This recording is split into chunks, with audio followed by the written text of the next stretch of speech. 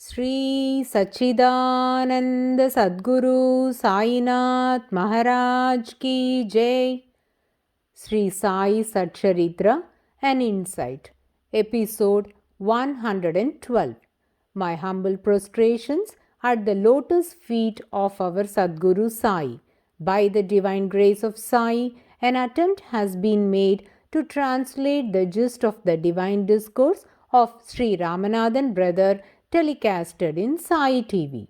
This is purely done to share the glory of Sai and his divine teachings with more insight to the aspirants. Om Gurur Brahma Gurur Vishnu Gurur Devo Maheshwaraha Guru Sakshat Parabrahmam Tasmai Shri Gurave Namaha. Devotees, in the previous episode, we listened to the greatest blessings enjoyed by Amir Shakkar by staying in the Chavadi for 9 months. In this connection, we also discussed on the hand gestures made by Sri Sai Baba in front of the Dakshinmukhi Hanuman Mandir every evening and at Lendibag as articulated by Abdul Baba. As mentioned earlier, the light lit by Sainath Maharaj is still preserved in Lendibag and this is termed as Nandadeep. In those days, it was placed in a pit and Abdul Baba looked after it. This is an Akhand Deep, which means an eternal lamp. Abdul Baba was interviewed by Pujya Sri Narasimha Swamiji while he was in his research for his biography Life of Sai Baba. At that instance, Abdul Baba also shared his views on the gestures made by Sri Sainath Maharaj. He felt that Sai Baba was evidently concerned with the uplift of the whole world, and his mission was larger than merely sitting in a remote rural village for the sole benefit of a few devotees. So, what does Abdul Baba signify by the term uplift of the whole world? In this context, he is underscoring on Baba's clairvoyance and benedictions in protecting the people of the world from the repercussions of World War I. Some of us might wonder if that is the fact. Let us now heed to the assertion of Meher Baba in this regard on one of his books known as The Perfect Master, who claimed that in 1927, although Sai Baba appeared to be doing nothing, in fact, it was he who controlled the Great War, World War I, 1914 to 1918, and brought about its termination. Baba, being the Lord of Lords, had the responsibility of controlling the activities of the world, and during the World War I, Sai was performing his task through these gestures, whereas his actions seemed to be strange and unfathomable for others. He, the wire puller of the universe, accomplished this by sitting in the village of Shirdi. So, Amir Shakkar had the great boon of observing Baba perform such gestures in a state of ecstasy. Though Baba did not permit him to come out of Chavadi, but every morning and evening Amir Shakkar was fortunate enough not only to have Baba's darshan but also to watch these mystic gestures, which was a great advantage for him. Now let me unveil another interesting detail about Shirdi. In the previous episode, we heard that there was knee-deep heap of garbage at the rear side of Chavadi and several burrows in the backyard were made by serpents and scorpions. Devotees, this spot is indeed a very sacred place. Let us ponder on that now. Vamanrao Patel, a great devotee of Baba, had authored many books on Baba in Gujarati and English. With Baba's grace, he took to celibacy and was known as Swami Sai Sharananandji. He mentions that once, while he was seated with Baba in Dwarakamai, during the conversation, Baba had expounded a secret to him, and let us listen to it now. Devotees, we might have visited Dwarakamai numerous times, but I plead you to remember this. Before you step into the holy Dwarakamai, please recall the fact that every small object placed inside the masjid is filled with divine vibrations. Though they are inanimate, they all have been used or touched by the infinite Lord Sai Baba. Every object you see there is highly significant as they are packed with divine energy, and they all had the heavenly touch of Baba, also were in the holy presence of Baba for many years. These objects would transform the divine power to all who visit this holy masjid, which will produce a positive change instantly to one and all. Let us discuss on them now. Many of us might have noticed the flag outside the masjid, and as we step inside the near the Sabha Mandap, we can see the huge bell to the left of the entrance of Dwarakamai, a mud stove called as chulli, which was used by Baba to cook food to his devotees as that of a mother that cooks food for his children. Then a small red pillar, and at the middle of Dwarakamai, a marble tortoise has been installed. These are encased inside a small iron railing by Shirdi Sai Sansthan to maintain its sanctity and to ensure their safety. Every day, early in the morning, around 3 a.m., these grill enclosures will be removed by Sansthan workers, and all the divine articles are cleaned and then closed as earlier. But the pillars are screwed with iron railings so they cannot be removed. This arrangement is done by the Sansthan intentionally, for they wanted to uphold its sacredness. In the earlier years, due to my ignorance, I had never focused on these objects or ever contemplated on the 3 steps of Dwarakamai, nor tried to find on the roof the hooks of the swing on which Baba slept, or did not bother to check on the girders on the ceiling of the Sabha Mandap, which has its own significance. Every tiny object inside this holy shrine is precious and has a story to tell. I must say, every atom of Dwarakamai is infused with Sai's vibrations, which, when we come in contact, will penetrate each cell of our body and energize it with Sai's energy. Now, devotees might raise a question. If the pillar and other divine objects are so sacred, then why that should be covered with a grill and not allowed for us to touch and worship it? Let us try to ponder in detail on this to understand the reason for refraining the devotees from accessing it. This small red pillar is in front of the chulli, and while Baba used to cook food for his devotees, Baba would rest his back against this pillar and sit down supervising the cooking. As this pillar was used by Baba to rest his back, devotees felt that it must have the healing powers of Baba. So, some devotees rested their back to this pillar and found that their back pains have gone, and few began to worship this pillar by the most common form of worship, that is, by anointment with oil, and then collected that oil to massage their legs and hands, as that relieved them from all kinds of pains and aches. As many found relief, This news began to spread like wildfire among the devotees, and every day people came with oil, poured it on the pillar, then wiped the pillar by hand to remove the oil, collected it in bottles, and took it home.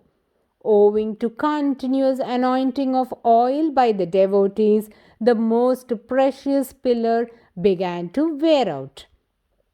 This reminds me of the Lord Murugan statue on the holy Parani hill. Usually, God's pratima, that is, statues installed in the sanctum sanctorum, are sculpted of black granite stone as it cannot be destroyed easily.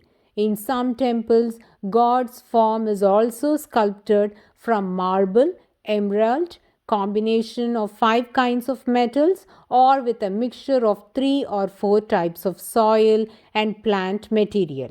As per Sanatana Dharma, the statues of deities in the temples are usually anointed with oil, milk, and other puja items during the daily ritual, and these granite stones remained good. Whereas the Lord Murugan statue in the Parani hill is made by mixing various herbs, hence, repeated anointment and ritual bathing had caused some erosion in the statue. The god's idol has been wearing out, hence, the anointment has been limited to festive days. Getting back to the original thread, many devotees began to worship the pillar by anointing oil, and the Supreme Lord Sai Baba bestowed his grace upon them by relieving their pain depending on their devotion and belief. Every day, people began to stand for many hours in long queues to perform this ceremony, and this resulted in wear and tear of the pillar. Shirdi Sai Sansthan has the responsibility to protect the divine articles and the holy shrine. Hence, they made an iron railing around the pillar to stop this practice and preserve the pillar from further damage. This is a fact evident to the onlookers. But let us listen to the intrinsic details shared by Swami Sai Sharananand based on the conversation he had with Sri Sai Baba regarding this pillar. When Swami Sai Sharananand asked Baba about the significance of this pillar, Baba revealed that there are 2 tunnels under the pillar, and one of which runs to the rear side of the Chavadi, while the other would lead us to Gurusthan. Isn't this astounding? As per Sri Sai Satcharitra, chapter 4, titled Sai's First Advent in Shirdi, Sri Hemadpanji says, when a person was possessed by Lord Kandoba, the Shirdi villagers asked him, Deva, you please inquire what blessed father's son is this lad and whence did he come? God Kandoba asked them to dig in a particular place. When dug, they found bricks underneath a flat stone, and when the stone was removed, a corridor led to a cellar where few divine articles were found. And the god said that this lad meditated for 12 long years here. So, now devotees, Baba himself had confirmed about this cellar to Swami Sai Sharananand and says that one of the tunnels connects to this small pillar at Dwarakamai, and the other one is leading to the knee-deep heap of garbage at the rear side of Chavadi. Likewise, one must climb the 3 steps to enter and exit the sanctum sanctorum of Dwarakamai. At present, the 3 steps to enter Dwarakamai is close to the Duni, the holy fire, and after having the darshan of Duni, Nimbar, and Baba's divine padukas and portrait, we exit by stepping down 3 steps which are close to the wooden railings where Baba would always sit resting his hands. This is the practice followed now in Shirdi. Whereas While Baba was in his mortal coil, Baba would enter the sanctum sanctorum through our present exit steps and would exit through our entrance steps, exactly opposite to what we are following now. None can fathom the actions of Sri Sainath. We are simple souls, that is Jivatma, whereas Sai Baba is the Supreme Soul, the Paramatma. His ways are incomprehensible to us. So, whenever Sri Sai Baba stepped down to go out of the Dwarakamai for his lengthy walk or to Chavadi, he would do so only after circumambulating this pillar, and Baba followed the same practice when he returned to Dwarakamai after his Bhiksha rounds or his usual trekking. As soon as Baba entered the Dwarakamai, he would pick up the pitcher of water placed by the devotees on the steps of Dwarakamai and pour the water on his divine feet to wash them thoroughly before climbing the stairs of the sanctum sanctorum. Innumerable devotees would be waiting in a long line to collect this Padatirth, that is the holy water that washed Sri Sai Baba's lotus feet. Thus, every object in this divine masjid is invaluable and engulfed with divine energy. So, devotees, when you go to Shirdi Yatra, please have darshan of all these divine things in Dwarakamai and bring all these scenes to your mind's eye while you worship them, as that would confer greater benefits upon you. Once, Nana Sahib Dengle, an ardent devotee of Sri Sai Baba, wished to offer a formal worship to Baba, so he came with all the puja materials and sought Baba's permission. But Baba refused and casually asked him to do the ritual to this pillar. This incident is again reaffirming the importance of the pillar. Pradakshana or circumambulation is done of a temple or a sacred tree or a holy book. If Baba himself has circumambulated this pillar every time he entered and exited the Dwarakamai, then its sacredness is beyond comprehension. As Baba advised Nana Sahib Dengle to worship this pillar, so he did the ritualistic worship to the pillar by smearing sandalwood paste, vermilion, and other puja articles. Once, on a Guru Purnima day, Dada Kelkar, father-in-law of Hari Vinayak Sate, approached Baba and pleaded for permission to worship him. Baba directed him also to worship the pillar. So, this again validates the sacredness of the pillar.